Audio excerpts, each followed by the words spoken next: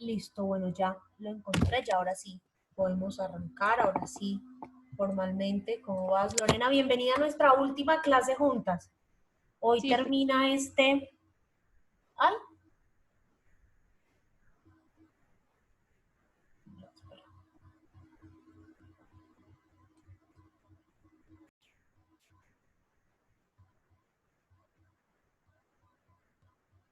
profe, qué pena se me salió. tranquila, Ya. no, es que el internet ha estado como fallando.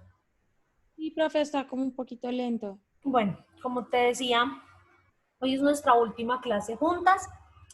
Ya terminamos pues este intersemestral de Constitución con las actividades o el programa de hoy es, bueno, primero hablar un poco sobre el último tema que tenemos pendiente, que es el tema de paz y justicia transicional y pues hacer nuestro examen final en la plataforma.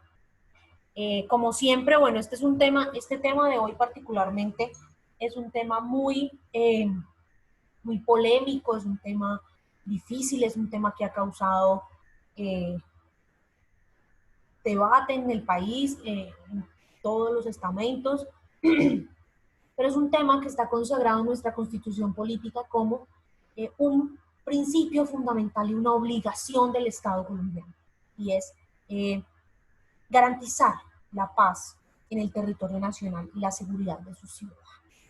Por eso hoy vamos a hablar entonces de paz y de justicia transicional, entendiendo que este es el nuevo modelo pues, se nos ha impuesto después del proceso de paz. Yo te había pedido que leyeras un texto de Vincent Fisas sobre procesos de paz en Colombia, sobre el proceso de paz en Colombia, y sumado a que quiero pues que me cuentes qué leíste en el texto, qué preguntas te quedaron, qué entendiste, qué no entendiste, qué opinión te generó el texto, pues como siempre traigo 3 preguntitas acá para como de presaberes, de cosas que podemos saber antes de empezar nuestra clase. Entonces, me cuentas sobre el texto y posterior a eso me ayudas respondiendo estas 3 preguntas. ¿Te parece? Listo, profe. Entonces, arranquemos.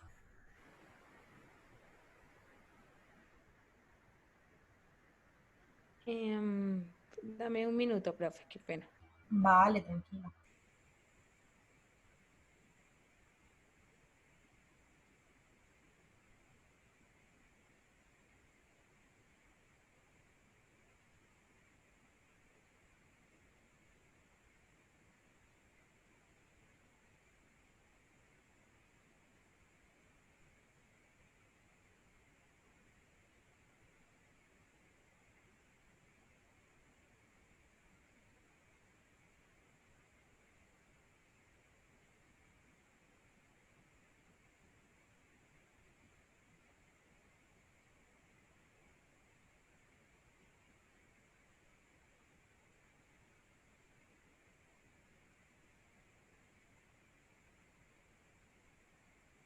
Listo, profe. Pues, Adelante, te profe, escucho. el texto habla, pues, que tenemos el conflicto eh, interno más largo del mundo, que tiene más de Sí, 50 años, que ha tenido varios intentos, hemos tenido como varios intentos de tratados de paz, pero hemos fallado hasta el cuarto intento, que es donde Juan Manuel Santos, quien se gana también el Nobel de Paz, pues es el que por fin finaliza eso con el tratado. Espérame, es que, bueno, tan, tan, tan. Un momento. Con el tratado que hizo en Oslo.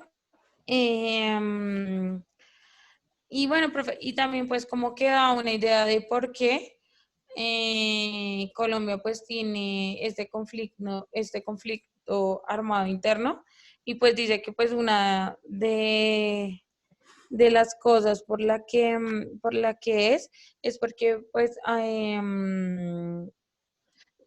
bueno, porque surgen las FARC y también el ELN, y entonces sí, dice que sí, profe, pues que nací en los años 60 y 70, y pues fueron como las Fuerzas Armadas Revolucionarias, ¿no? Pero pues es como el FARC. También dice que también provocó un desequilibrio de orden social y por ende la población, incluyendo los servidores del Estado, se vieron afectados y pues fueron víctimas de actos de lesa humanidad. En consecuencia de esto, pues vulneraron los derechos humanos de la población civil, profe. También habla pues de porque esto se provocó y entonces decía que pues una de las causas es la desigualdad y la repartición de la tierra y la falta de espacios para la participación política. Entonces pues esto dio a la violencia y a la lucha armada. Em, Dice que también esto se empeoró en los años 80, pues porque ahí fue cuando aparecieron las autodefensas, profe, y pues fue la época pues de violencia más grande de Colombia. Okay. Em, También habla de que en Colombia pues estaba muy marcada las reformas constitucionales y tenía como muchísimas deficiencias sociales, profe. Entonces, pues estaban por eso, pues habían, pues duró 50 años el conflicto y 22 años tratando procesos y intentando procesos de paz. ¿Qué más, profe? Bueno, también da como una idea y yo investigué también eso, profe, de cuántas veces se intentó hacer procesos de paz y pues se intentó desde 1981 hasta el 2012, pues que finalmente pues lo hace Juan Manuel Santos. Y ya, profe.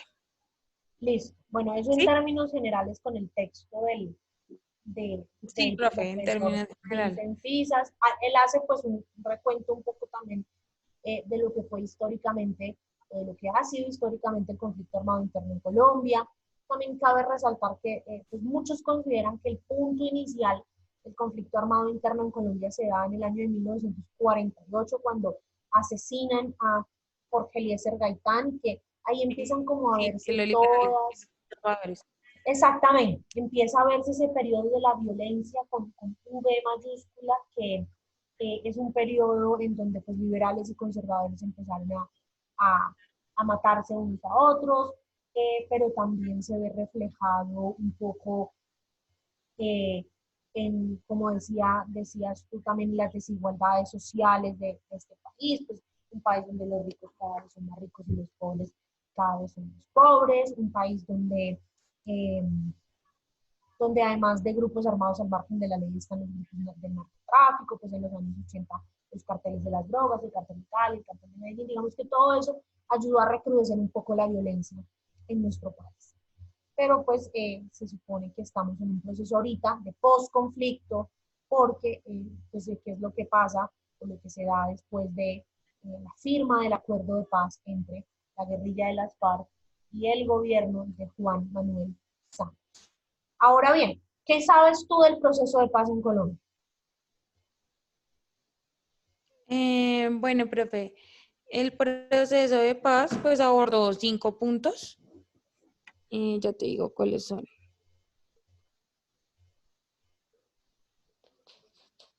Bueno, el primero era el desarrollo agrario integral, el segundo era la participación política, el tercero era el fin del conflicto, el cuarto, el narcotráfico y consumo de drogas ilícitas, y el quinto era víctimas. Este último, el de las víctimas, era el eje central por primera vez de las negociaciones de paz, profe.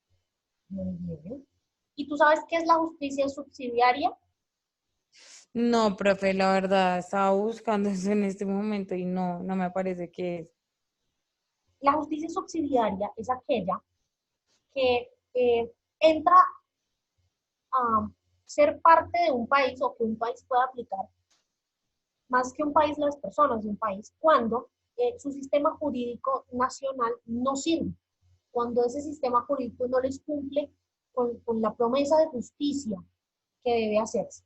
Ya ahorita más adelante vamos a ver pues, cuál es la justicia subsidiaria. ¿Y sabes qué es la justicia transicional? No, profe, la verdad, no. Bueno, perfecto. Ese es el tema entonces que vamos a tratar. Y es que los sistemas, es que la justicia tradicional, como nosotros la conocemos, es la que está dentro de cada estado, es la que cada país tiene y en la que cada país se ve envuelta, que es la que usa para hacer justicia.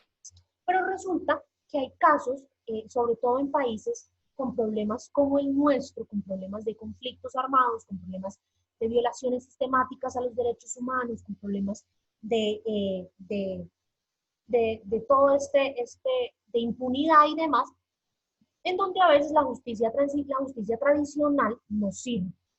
Y entonces las personas y el sistema internacional creó para esto sistemas subsidiarios de justicia, es decir, sistemas que entran a hacer justicia cuando el sistema tradicional no sirve.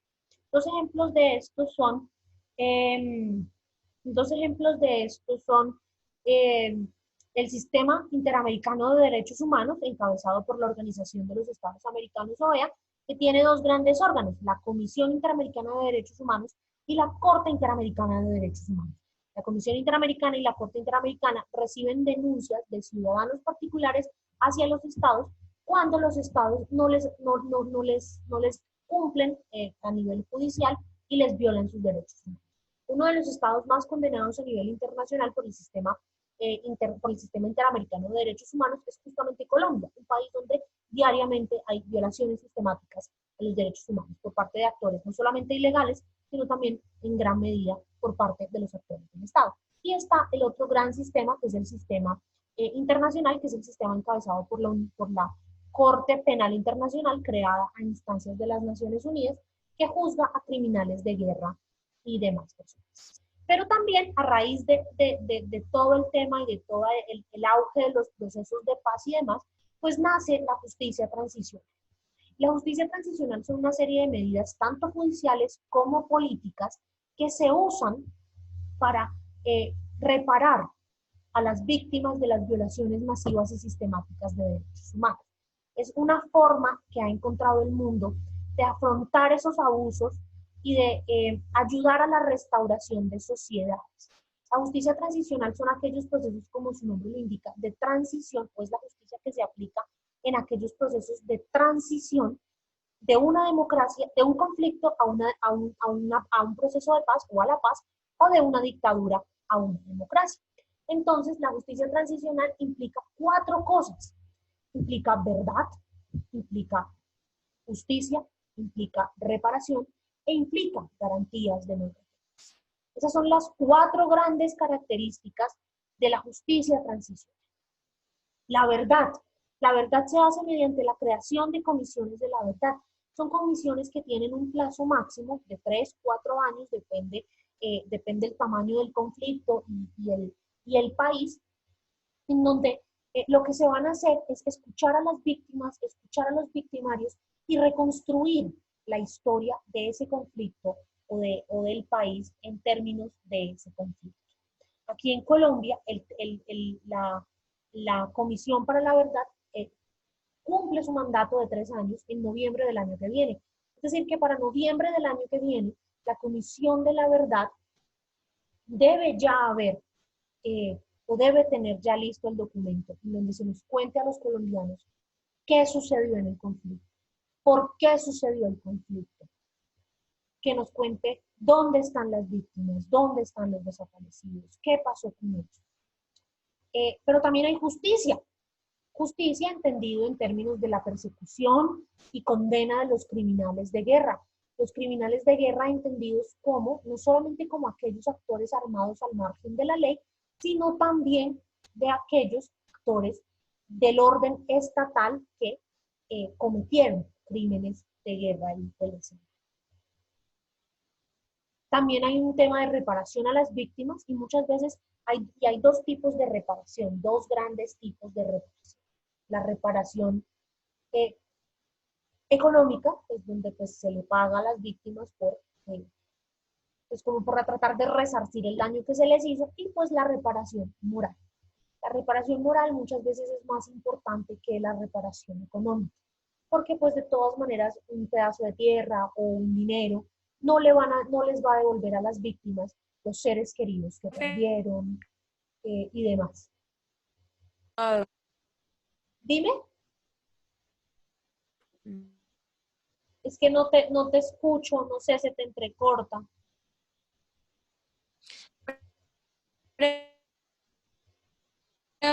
Es que está como cortando. ¿Tú tampoco me escuchas bien? No, profe, lo último no te lo escuché.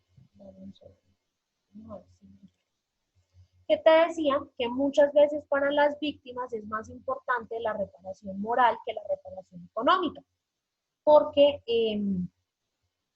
un pedazo de tierra o dinero en efectivo no le va a devolver a las víctimas el familiar o los familiares que perdieron en un conflicto. Y pues las garantías de no repetición y de preservación de la memoria de las víctimas, por eso se establece que hay un día en el año, cada año, donde recordamos la memoria de las víctimas y donde les rendimos homenaje. Y ese día en Colombia, de acuerdo a la ley, es el 9 de abril, que es el Día Nacional de las Víctimas y la Memoria Histórica en Colombia. ¿Cuándo nació? Pero pues este tema de la justicia transicional no es un tema nuevo, es decir, esto no nació ayer, esto no nació ayer. ¿Cuándo nació esto y por qué? Esto surge, o este enfoque de justicia, surge a finales de los años 80 y principios de los años 90, principalmente porque había que buscar o había que darle una respuesta a todos los cambios políticos que se estaban dando en América Latina y en Europa Occidental principalmente, donde muchos de los países estaban saliendo de dictaduras, como era el caso de Chile, como era el caso de Argentina, como era el caso de Brasil, y muchos países estaban saliendo de procesos horribles de guerra o de conflicto armado, como era el caso de los países de la antigua Yugoslavia. Entonces, esta justicia nace a instancias o este término, el término justicia transicional, se remonta a los tiempos de la Segunda Guerra Mundial, cuando los países que ganaron la guerra pues fundan el Tribunal Internacional de Nuremberg. Este concepto pues ganó más fuerza en la década de los 80 cuando se hicieron juicios a los miembros de las juntas militares que sometieron a países como Grecia y Argentina a problemas de dictadura. Pero realmente es en los años 80 cuando ya esta justicia penal se hace más fuerte porque era una justicia o es una justicia que promueve los derechos humanos y el derecho internacional humanitario, el derecho de la guerra, como se le conoce más que todo al derecho internacional humanitario. Entonces, todas las personas que son defensoras de derechos humanos o que son líderes de derechos humanos, pues creen que la justicia transicional es el mejor elemento para salir de una guerra en un determinado estado. Pero pues entonces vamos a ver algunos ejemplos de lo que han sido ciertos tribunales internacionales alrededor del mundo. El primero es el Tribunal Internacional de Nuremberg, que se da en el año de 1945 en la ciudad alemana de Nuremberg y que pues fue el que crearon los países que ganaron la Segunda Guerra Mundial, es decir, Alemania, es decir, Estados Unidos, Francia e Inglaterra, para juzgar a todos los criminales alemanes, nazis y japoneses que provocaron violaciones a los derechos humanos contra no solamente los europeos, sino también contra el pueblo judío. Pues la idea de este tribunal era establecer unas sanciones que de una u otra manera no solamente garantizaran que iba a haber justicia, sino que también le advirtieran a los demás líderes del mundo eh, que tenían ganas o que pudieran llegar a tener ganas de eh, cometer violaciones a los derechos humanos como esta, pues es que miren, si ustedes hacen esto, pues aquí hay un tribunal internacional que los va a juzgar. Entonces, este tribunal impuso condenas muy fuertes, incluso condenas más allá de penas privativas de la libertad, incluso condenas, perdón, de cadena perpetua y pena de muerte. Pero pues este tribunal realmente no hizo un proceso de verdad ni de reparación a las víctimas, porque pues los militares no fue mucho lo que realmente lo que contaron. Se puede decir que uno de los principales actos de reparación de este tribunal fue haberle entregado al pueblo judío eh, el territorio que hoy tienen o que hoy es parte del Estado de Israel. Pero eso también terminó desencadenando otra guerra a nivel internacional. En África hubo un tribunal internacional, o se creó el Tribunal Internacional de Justicia para la antigua Ruanda. Fue un tribunal que se instauró en 1994. ¿Por qué? Porque es que resulta que en Ruanda, en los países africanos, cuando se hace pues toda esta división de los países africanos que fueron colonias europeas, muchos países quedaron, vamos a tratar de hacer acá, voy a tratar de hacer acá un dibujito. Digamos que esto es África, ¿cierto? Digamos que esta bolita es África y los dividieron así. Unos países por acá dividieron todos los países africanos así, por ejemplo.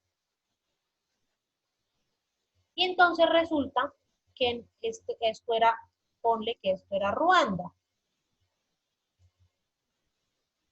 Y resulta que en Ruanda quedaron dos tribus que eran enemigas. Compartían dos tribus enemigas, los Tutsi y los Hutu. Y entonces resulta que estos señores Tutsis decidieron decidieron que ellos iban a acabar con la minoría Hutu. Y empezaron un proceso de genocidio racial en donde se mataban todos con todos y no los mataban a pistolas ni nada, sino que les cortaban la cabeza, a las mujeres las violaban, etcétera, etcétera, etcétera. Entonces, cuando las cosas ya fueron muy graves, la Organización de las Naciones Unidas, mediante su resolución 955 del año de 1994, decidió dos cosas. Uno, enviar una fuerza de imposición de la paz a Ruanda, y dos, establecer un tribunal internacional para juzgar a los criminales de guerra ruandeses. Cuando se llevan las tropas de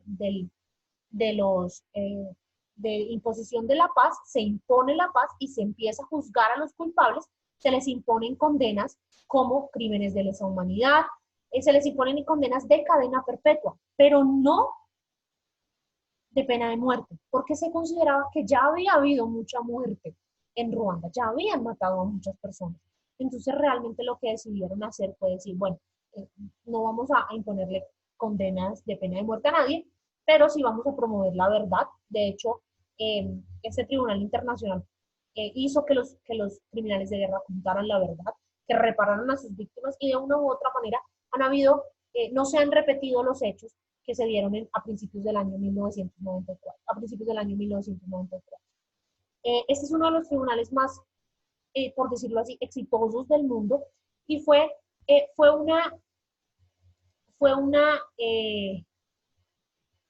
una iniciativa que sirvió para crear a esta señorita llamada la Corte Penal Internacional. Y que es muy importante porque es la que en adelante va a juzgar a todos los criminales de guerra del mundo. Y es a la que se ha dicho, o está la amenaza latente, que si realmente el proceso de paz no funciona, es la que va a terminar acogiendo a todos los criminales de guerra colombianos, sean actores armados al margen de la ley o sean actores del Estado. Hoy en día en Ruanda pues no hay ese conflicto tan grande, pero pues siguen habiendo muchos problemas y muchas disparidades. Hay algo que hay que aclarar, y es que no todos los tribunales de guerra son exitosos. De pronto el tribunal de guerra de Ruanda fue exitoso, o el tribunal de guerra el tribunal de Nuremberg fue exitoso, pero hay otros que no son exitosos. Y ese es el caso de Chile. En Chile, en el año de 1979, triunfó una dictadura o se impuso una dictadura militar que derrocó al gobierno socialista de Salvador Allende.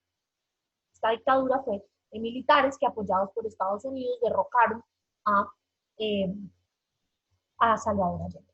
Cuando pues ya los militares hicieron lo que quisieron en Chile, cometieron violaciones horribles a los derechos humanos, mataron a muchas personas que eran seguidoras del régimen de Allende, personas como el Premio Nobel de Literatura Pablo Neruda, como el cantante de música de protesta Víctor Jara, como otro gran número de personalidades, de intelectuales chilenos de la época, y decidieron implementar ellos mismos un modelo económico, un modelo político, que convirtió a Chile en uno de los países más desarrollados de América Latina. Eso no lo vamos a negar. Profe, se fue otra vez la señal. ¿No me escuchas? ¿Aló, aló, no me escuchas?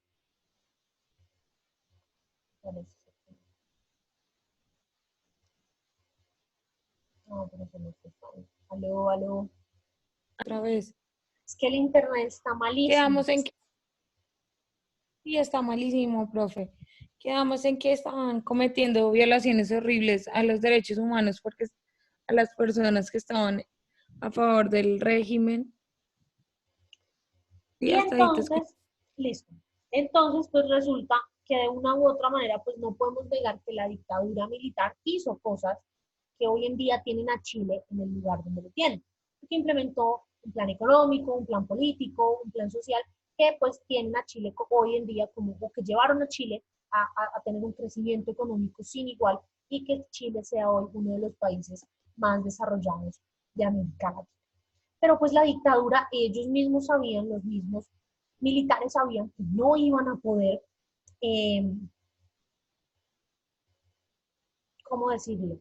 Que no iban a poder durar en el poder para siempre. Y entonces cuando empezaron a pensar en entregar el poder a los civiles y establecer nuevamente un régimen democrático, ellos mismos quisieron autoperdonarse ellos mismos, se hicieron unos procesos penales en donde ellos mismos se perdonaban. Pero pues resulta que esto lo único que causó fue impunidad. Ellos mismos se perdonaron y dijeron, bueno, listo, ya, yo conté mi verdad, el Estado me perdona y no me meten preso.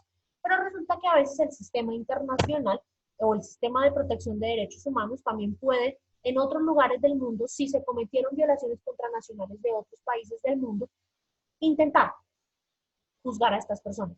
Y fue lo que pasó con un juez español que se llama Baltasar Garzón, que ya no es juez, está retirado, quien se dedicó a perseguir a todos estos criminales de guerra chilenos e incluso a capturarlos, incluso a su principal líder, que fue Augusto Pinochet, a capturarlos y a condenarlos por las violaciones a los derechos humanos. A la postre, esto no funcionó porque muchos de estos señores ya eran viejos, estaban enfermos y terminaron muriéndose en procesos de casa por cárcel, pero pues este es un ejemplo de cómo no funcionan o a veces no funcionan los procesos de derechos humanos, de defensa de los derechos humanos. Yo siempre he dicho, y esto lo había olvidado mencionarlo, que yo siempre trato de recomendar de una u otra manera películas o series o documentales que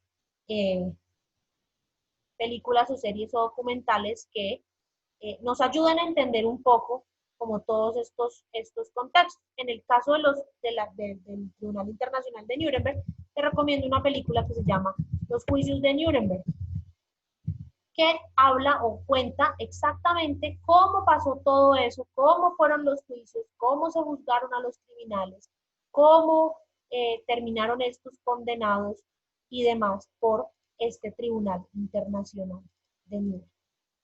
En el caso de... Dios, ¿qué le pasa? En el caso de Ruanda, te recomiendo una película divina, pero muy triste, que se llama Hotel Ruanda, que cuenta cómo son todas las violaciones a los derechos humanos, cuenta cómo y es muy bonito porque cuenta cómo un gerente de un hotel es el que termina defendiendo el gerente de un hotel Tutsi termina defendiendo a los Hutus, es decir, a los de la etnia enemiga, para que no los matan. Y acá hay una película preciosísima también, basada en un libro de la escritora chilena eh, Isabel Allende, que se llama La Casa de los Espíritus. Y cuenta la historia de una familia chilena durante la época de la dictadura. Y así como hubo procesos de justicia transicional que funcionaron, como el de Nuremberg, como el de Ruanda, y procesos de justicia transicional que no funcionaron, como el de Chile, hay otro que tampoco funcionó de la mejor manera posible, y es las violaciones a los derechos humanos en Argentina. Al igual que en Chile, en el año de 1984 triunfa en Argentina una dictadura encabezada por el general Jorge Rafael Videla.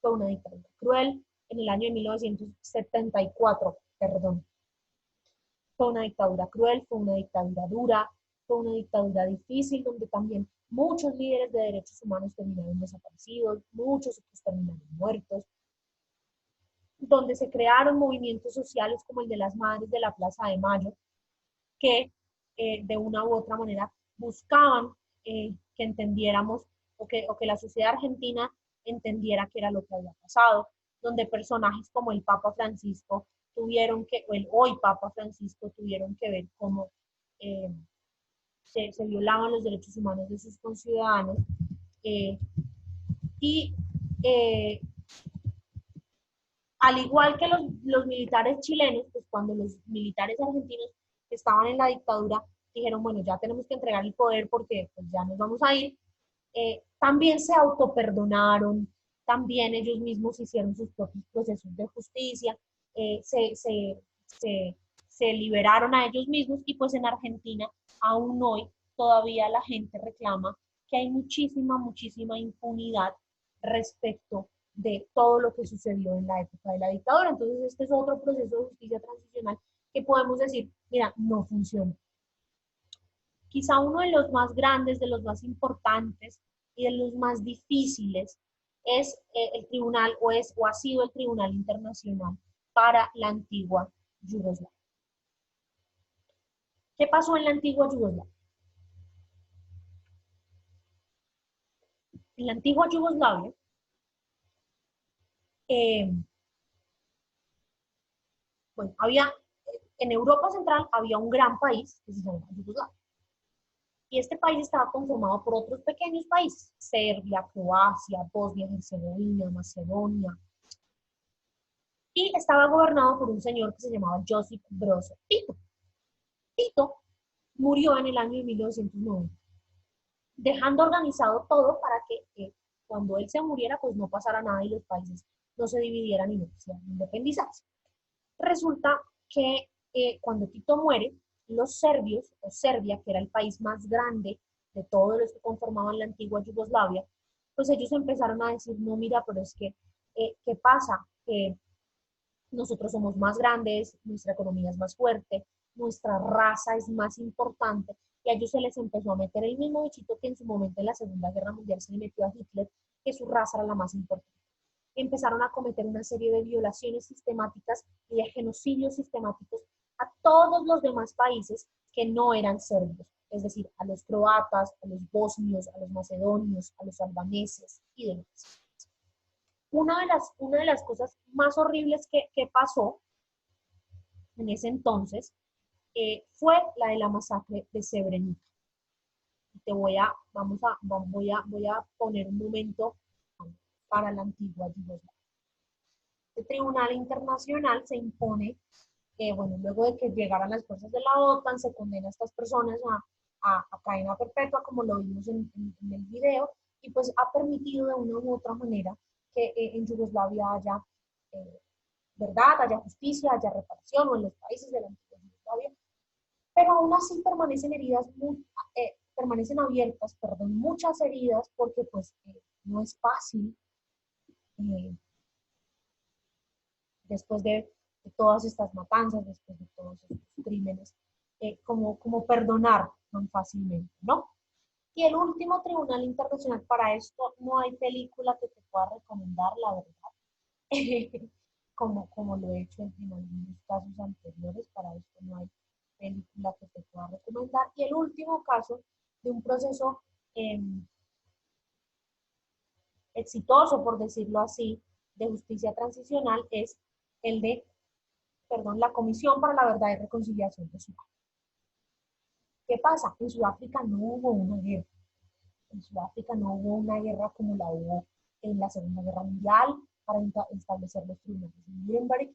En Sudáfrica no hubo una guerra como la hubo en Ruanda entre los Tutsis y los Hutus. En Sudáfrica no hubo una dictadura como la hubo en Chile. No hubo una dictadura como la hubo en Argentina. Y no hubo una guerra tan cruenta como la que hubo en Antigua. En Sudáfrica lo que hubo fue un proceso sistemático de racismo donde la minoría blanca excluía y le violaba los derechos humanos al 98% de la población sudafricana que es de raza. En un proceso que se conoce tradicionalmente como el apartheid. O apartarlos, por decirlo así. El apartheid fue un proceso que duró gran parte de la historia del siglo XX sudafricano y que llevó al poder, después de casi 24 años en la cárcel, a un señor que se llamaba Nelson Mandela. Cuando Nelson Mandela llega al poder, pues establece la Comisión para la Verdad y la Reconciliación de Sudáfrica, en un gran proceso en el que buscaba que la gente se perdonara, se contara la verdad y se prometiera entre ellos que no iban a volver a repetir las cosas. Entonces no habían juicios, no habían penas de cárceles, ni nada, sino que era un intermediario entre las víctimas y los victimarios para llevar a cabo los procesos de justicia, verdad, reparación y garantías de no repetición. Entonces el tribunal funcionaba algo más o menos de la siguiente manera. Yo, víctima, te pedía perdón a ti, yo, victimario, perdón, te pedía perdón a ti, víctima, delante de toda la comunidad. Y yo te decía, Lorena, yo te pido perdón por lo que pasó, yo te pido perdón por lo que pasó, y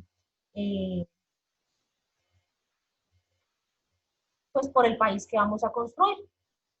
Entonces tú me decías, bueno, yo, Lorena, te perdono en nombre del país que vamos a construir.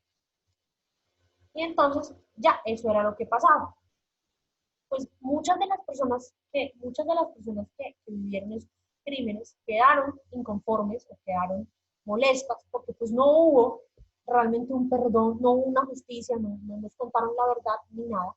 Pero pues es uno de los procesos de justicia transicional más exitosos del mundo, es uno de los procesos que más éxito ha tenido y que ha servido de ejemplo para llevar a cabo otros grandes procesos de justicia transicional. Hay una película muy bonita que nos muestra como todo el proceso de reconstrucción y de perdón en Sudáfrica que se llama Invictus. Con esos antecedentes, pues quiero que hablemos un poco de cómo es la justicia transicional en Colombia. Y antes de eso, quisiera hacerte una pregunta.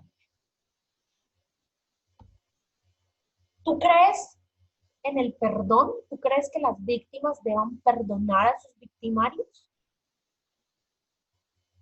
Sí, profe, sí, creo que deben perdonar, porque pues también es como una forma de sanarse ellos mismos. Pues, sacan con el rencor, profe, y porque cómo podemos construir una sociedad mejor a base de rencor. Entonces lo mejor sería que fuera una base de perdón, profe.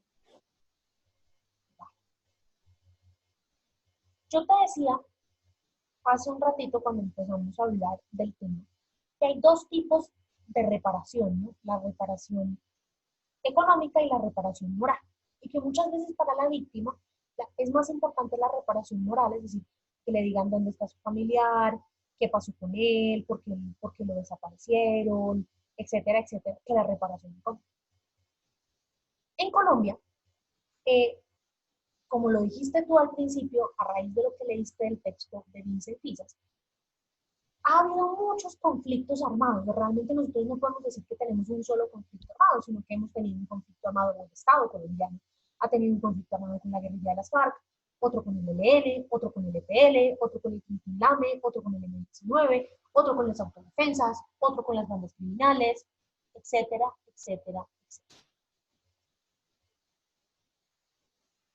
Pero resulta que Colombia no ha podido construir un solo proceso de paz, sino que ha tenido que hacer procesos de paz independientes con todos y cada uno de esos grupos. Entonces negoció con el Quintín-Lame y el Quintín-Lame se acabó, negoció con el EPL y el EPL se acabó, negoció con el M19 y el M19 se acabó. Y todo eso fue más o menos en los años 80 y principios de los 90.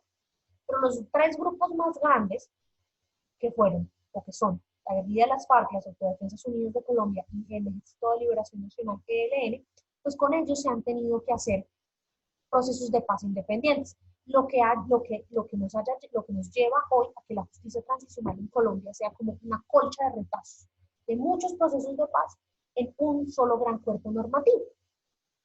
Entonces, pues, la estrategia de justicia transicional de Colombia se ha basado en crear una serie de leyes y políticas que surjan o que hayan surgido respecto y de acuerdo de cada proceso de paz en Colombia. Aún así, en los últimos 10 años, ya hablando un poquito más o menos de 15, Colombia cuenta con una experiencia en procesos de paz. Entre el año 2005 y el año 2015 se consolidaron los dos procesos de paz más importantes de la historia colombiana. El primero fue durante el gobierno de Álvaro Uribe Vélez, con las Autodefensas Unidas de Colombia, que logró la desmovilización de 31.472 combatientes de esta Fuerza Armada ilegal y que se hizo jurídicamente posible a través de la primera gran ley de justicia transicional de Colombia, la Ley 975 de 2005, conocida como la Ley de Justicia y Paz. Una ley donde se hablaba de cómo se le iba a garantizar la verdad a las víctimas, donde cómo se iba a juzgar a estos señores de las autodefensas, donde cómo iba a hacer, donde se contaba cómo iba a ser la reparación, cómo iban a ser las garantías de no repetición y demás. Esta ley se modificó o se le introdujeron algunas reformas a través de la ley 1592 del 2012. Después de esto, pues viene el proceso de paz con la guerrilla de las FARC, que es un proceso de paz que empezó en el año 2012 en Oslo, en Noruega, que llegó a su fin en el 2016, que se firmó en Cartagena, que se tuvo que modificar por el referéndum por la paz, etcétera, etcétera. Pero entonces, hoy en día, todas las leyes de justicia transicional en Colombia se basan en estas normas que están. Primera, que son las medidas de investigación y judicialización, que es la Ley 975 de 2015, de 2005, la Ley de Justicia y Paz, la Ley 1592 de 2012 y la Ley 1424 de 2015, que es la Ley de la búsqueda de la verdad y la construcción de una memoria histórica, que se establece por medio de la Ley 1424, que es la Ley de Víctimas, donde se crea la Comisión Nacional de Reconciliación, el Centro de Memoria Histórica y la Justicia Especial para la Paz. Las garantías de no repetición, pues evidentemente promoviendo que los miembros de los grupos armados al margen de la ley se reincorporen a la vida civil y empiecen a ser parte de la vida civil. La ley de víctimas o la reparación de la ley de las víctimas que se modifica en la ley 1448 y pues toda una estrategia de justicia transicional. Pero evidentemente esto ha sido muy difícil porque, como te decía, no tenemos una sola norma, sino que tenemos muchas normas que nos dicen qué hacer. Entonces, como Colombia es un país de normas y de normas y de normas, esto ha hecho un poco más difícil, mucho más difíciles las cosas. Cuando se inició el proceso de paz entre la guerrilla de las FARC y el gobierno de Juan Manuel Santos en ese entonces, se habló mucho de lo importante que era que las víctimas tuvieran un lugar especial en el proceso de paz. Y como tú lo dijiste, el punto de las víctimas es un punto central en esas negociaciones de paz, porque nunca antes se había tenido en cuenta a las víctimas. Y no solamente a las víctimas para tenerlas en cuenta y decir, ve, ahí están las víctimas, sino para escuchar a las víctimas, para incluirlas en lo que se iba a negociar. Y no solamente a las víctimas en general, sino también que lo más importante de este proceso de paz fue que se creó una comisión de género, una comisión donde las víctimas, con un enfoque de género, es decir, mujeres y comunidades diversas, iban a poder contar sus vivencias, iban a poder incidir en la formulación de ese proceso de paz. Eso hace que el proceso de paz o el proceso de justicia transicional en Colombia sea un proceso diferente. Pero pues este proceso de paz tiene dos objetivos, o esta justicia transicional en Colombia tiene dos objetivos. La primera es facilitar la terminación del conflicto armado y garantizar así la verdad, la justicia, la reparación y las garantías de no repetición, y establecer unas bases mínimas para unas penas punitivas para estas personas, porque evidentemente, pues por más que uno quiera que haya paz, por más que uno quiera que le cuenten la verdad, pues al final del día lo que más se necesita es que haya justicia. Entonces ahora vamos a ver un video donde vamos a ver cómo funciona el sistema de justicia transicional en nuestro país. O qué es la jurisdicción especial y cómo funciona, pero ¿por qué prendí cámara? No. El sistema de justicia transicional en nuestro país.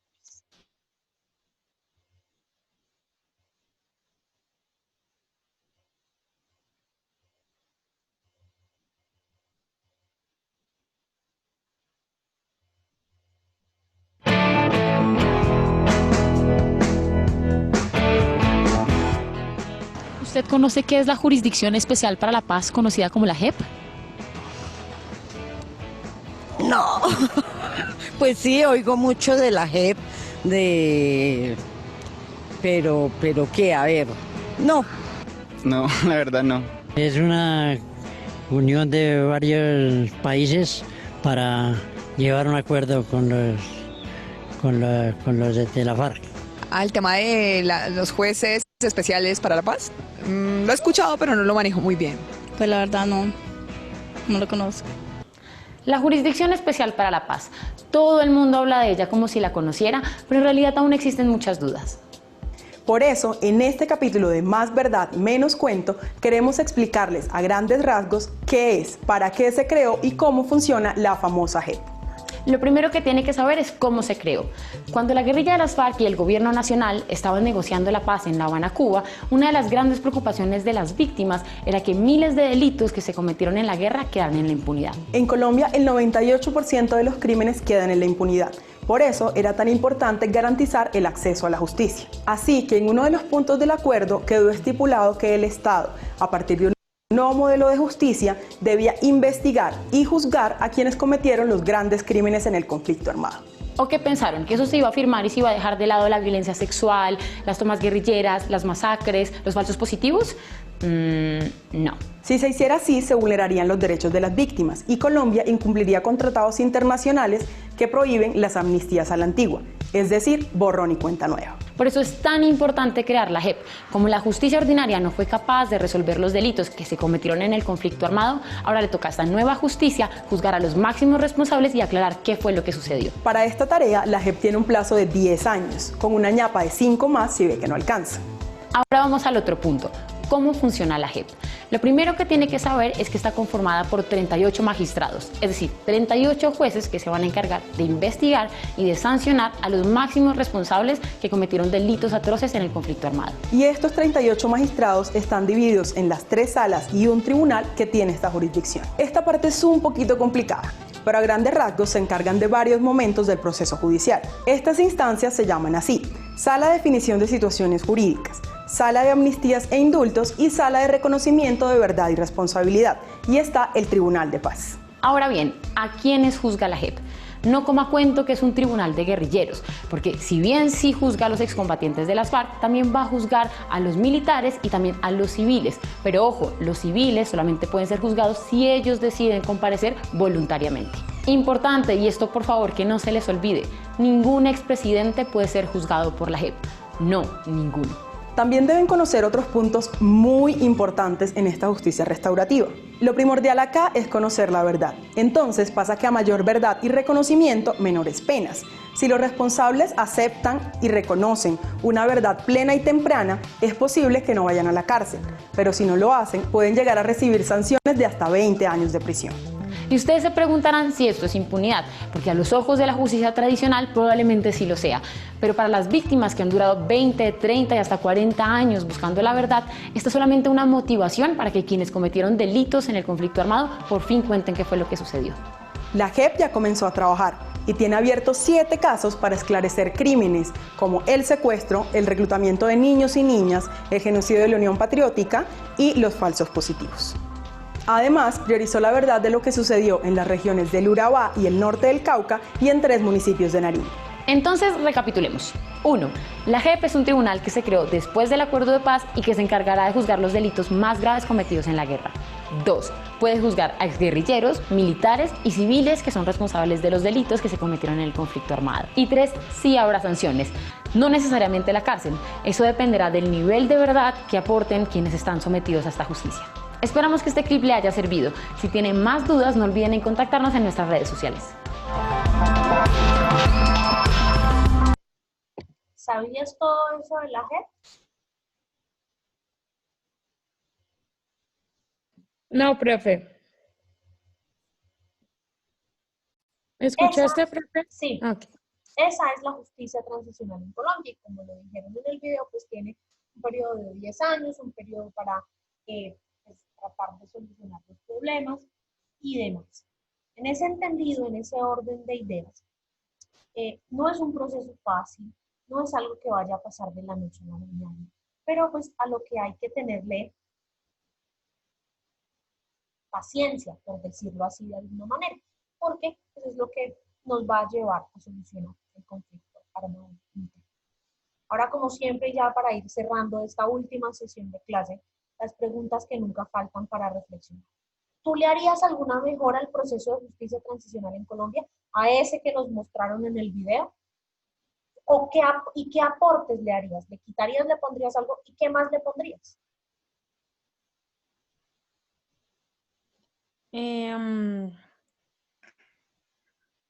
Profe, de pronto pondría que no fuera, que los civiles no comparecieran si ellos lo hacen voluntariamente, sino pues si se les encuentra algún, no sé, investigación, que comparezcan. Si son Sería culpables, eso. que vayan. Sí, si son culpables, que vayan. Porque pues me parece que pues no sería como muy equitativo para los demás, ¿no? Y para las víctimas, profe. Porque qué tal que simplemente sean cómplices, digamos, no tienen que ser parte de una guerrilla o tienen que ser militares, pero si fueron cómplices de algún delito, se prestaron para algún delito, profe. Entonces, pues eso no sé, como que con eso no estoy de acuerdo. Sería lo único que le cambiaría, profe. Okay. ¿Y le pondrías algo más?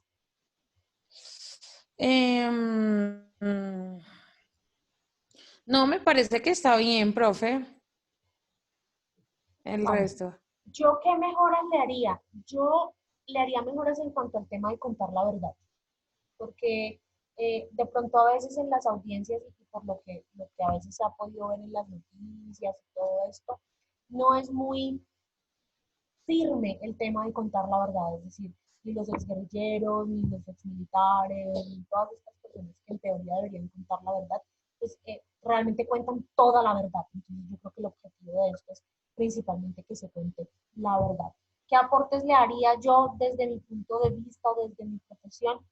Pues yo creo que se debería tratar de escuchar mucho más a las víctimas, que las víctimas también tienen mucho que decir en cuanto al tema del proceso de paz.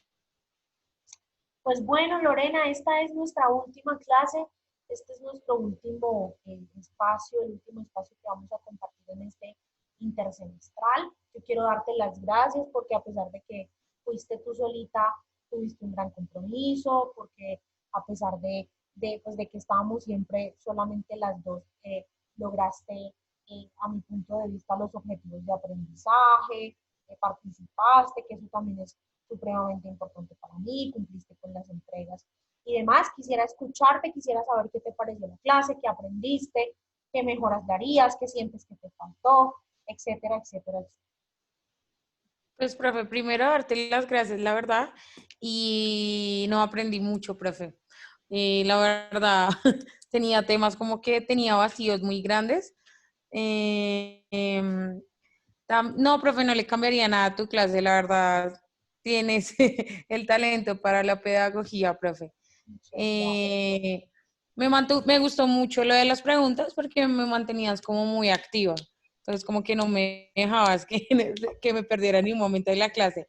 También me gustó que pues hubiera sido solo las dos, profe, pues porque eso nos permitió como enfocarnos más en todos los temas, porque tú sabes que cuando pues hay otras personas participando, pues, pues no no, ¿cómo decirlo? Para que no suene feo. Bueno, a veces meten la cucharada y como que se van por otros temas. Entonces, me pareció, la verdad, muy interesante tu clase, profe. Además, me parece muy chévere pues que trabajes con lo de derechos humanos y La verdad, aprendí mucho, profe. La verdad, lo último también que aprendí sobre el proceso de paz, pues no, la verdad no me había tomado como el trabajo de leerlo bien y entenderlo. Y, profe, aprendí mucho, la verdad. Creo Muchas que hoy estoy gracias. preparada para el parcial. Ah, Eso espero. El en parcial mi se va a materia habilitar. me fue bien. Me Sí, saqué 5. yo tengo pendiente calificar el ensayo que subiste, el último ensayo. Lo voy a calificar mañana por la mañana. El parcial tiene una pregunta, creo que es una pregunta abierta, entonces esta tengo que calificarla manualmente, también la calificaré mañana. El parcial está en la semana 5 de clase, en el aula virtual, va a estar abierto desde las 8 de la noche hasta las 10 de la noche, entonces lee con calma, medita las respuestas. Ahorita quiero que estos 40 minuticos que tienes de espacio, revises nuevamente las presentaciones, revises los apuntes, que no se te quede nada sin ver, sin analizar, para que puedas pues hacer tu parcial. Yo el día de mañana que califique el parcial, que califique el ensayo, te envío a tu correo electrónico una socialización de las notas por si tienes alguna duda, por si tienes algo que preguntarme, algo que reclamar, que lo podamos revisar con tiempo y así yo el día jueves pueda estar subiendo al sistema de gestión académica las notas para que pues esto te permita hacer algún otro proceso que tengas que hacer. ¿Te parece? Listo, profe, muchísimas gracias. Profe, Listo. también te quería preguntar, ¿dictas otra clase? Yo el otro semestre voy a dictar contexto nacional y global y voy a dictar una clase en el programa de gobierno y relaciones internacionales, que es solamente para ese programa. Y creo que me van a dar una asignatura de derecho, pero no sé cuál todavía.